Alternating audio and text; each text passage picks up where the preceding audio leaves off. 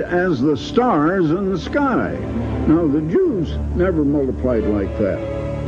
In fact, the modern nation Israel is only just a few million today, and yet the descendants of Abraham were to become as numerous as the stars of heaven, so that you couldn't even count them.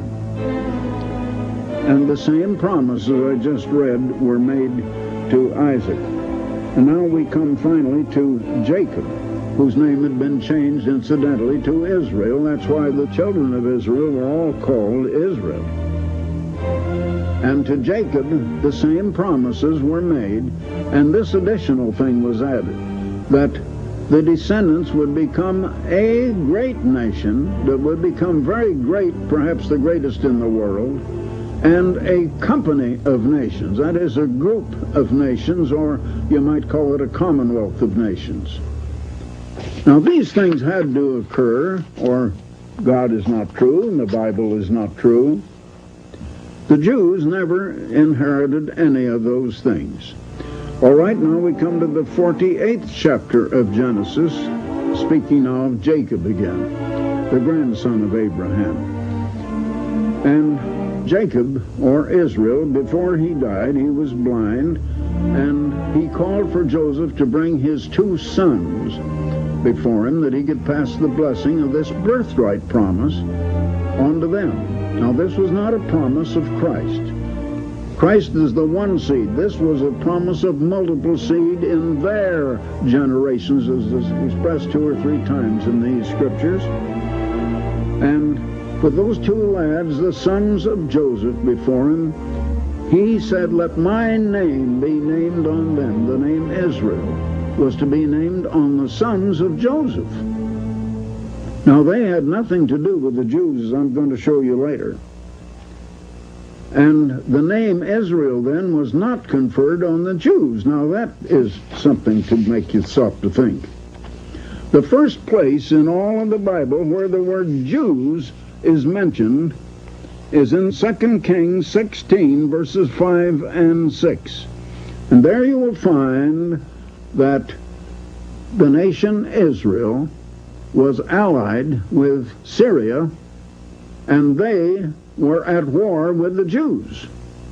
Israel was at war with the Jews, and the Jews at war against Israel. That's the first place where the word Jews is ever mentioned in the Bible.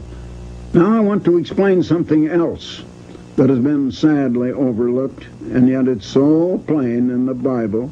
And 2 whole books in the Bible are more or less devoted to this truth. The books, well, you might say 4 books, 1st and 2nd Kings and 1st and 2nd Chronicles in the Old Testament, which are historic books. And they contain history that most people never bothered to read or don't understand. Solomon was the son of David, and he lived in the most gorgeous splendor of any king who had ever lived. He was also called the wisest man who ever lived. He wrote the book of Proverbs. When Solomon died, his son Rehoboam ascended the throne of Israel. And then people came and sent a man who had been Solomon's chief executive, and they sent him to Rehoboam the king and said, "If you will lessen our taxes, we will serve you. If you don't, we're going to elect someone else as king, and we're going to reject you." Well, he consulted first the old men, and they said, "You better take their advice and change it. They mean business." Then he consulted the young man. He was still quite a young man himself. And they said, "Oh, tell him where to go to." And so he told them that he was going to punish them with taxes worse than his father ever thought of. So then they elected this Jeroboam as their king, and they rejected Rehoboam as their king. When that happened, the tribe of Judah, one tribe, because Rehoboam was of the one tribe of Judah, Judah seceded from Israel and became a separate nation. Now, Benjamin had always been right with Judah, and so Benjamin went along.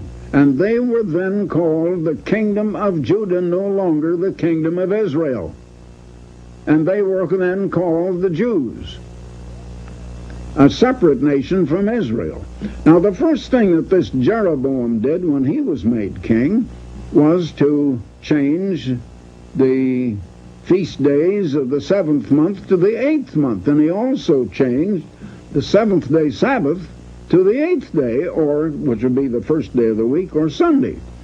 Now, at the same time, he rejected all of the priestly tribe, which is the tribe of Levi, because they were the best educated, and he was afraid that they would lead the people back to Rehoboam, the son of Solomon and the grandson of David. And so the Levites went in with Judah and became part of the tribe of Judah, or of the kingdom of Judah. Now, for example, in the New Testament, you read a great deal about the Apostle Paul, but he was a Benjamite, and yet he called himself a Jew, and he was called a Jew. But the rest were not called Jews, and they were at war against the Jews, and they were called Israel. And they had made their capital in Samaria to the north of Jerusalem. The kingdom of Assyria now invaded Israel. Now, Israel went into captivity from 721 to 718 BC. And they removed them from their homes, from their farms, from their cities, and carried them as captives up to the southern shores of the Caspian Sea in the land of Assyria. And then they moved Babylonians from Babylon, who believed in the Babylonian mystery religion, incidentally, back into the land of Samaria to the north of Jerusalem. Now, in the days of Christ, the Samaritans were looked on by the Jews as dogs, and they wouldn't have anything to do with them. They had been of the Babylonian mystery religion. Well, that's just a little sideline of history. Now, in the meantime, Judah had not sinned, but later they did. And over 100 years later, Judah was taken out and made captives, but a colony of them went back to rebuild the temple later, and Jews were there for quite a long time after that. But by that time, the Assyrians, with the Israelites, whom they had taken captive, started moving west by northwest. And they had moved westward with the Assyrians stopping in the land we now call Germany, and the people of Germany today are descendants of the ancient Assyrians. But the Israelites moved on farther west, and they began to expand in population as God had promised Abraham. And they were Israel. And they occupied Western Europe and the British Isles. Now, let's go a little further.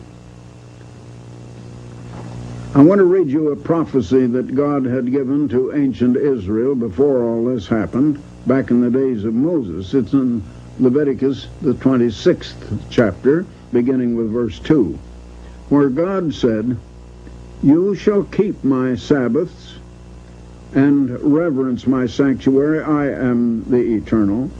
If you walk in my statutes and keep my commandments and do them, then I will give you rain in due season, and the land shall yield her increase."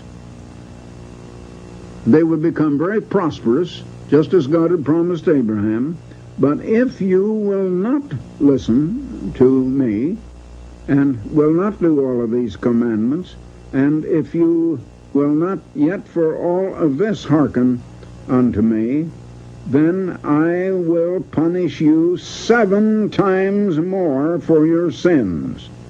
Now that is after he had said he first would punish them, and if they didn't even then listen, he would punish them 7 times. Now, 7 times are used as a period of time in the Bible. There are 2 different places. I won't have time just now on the air to go into it, but 2 different places that show that a time was a lunar year of 360 days.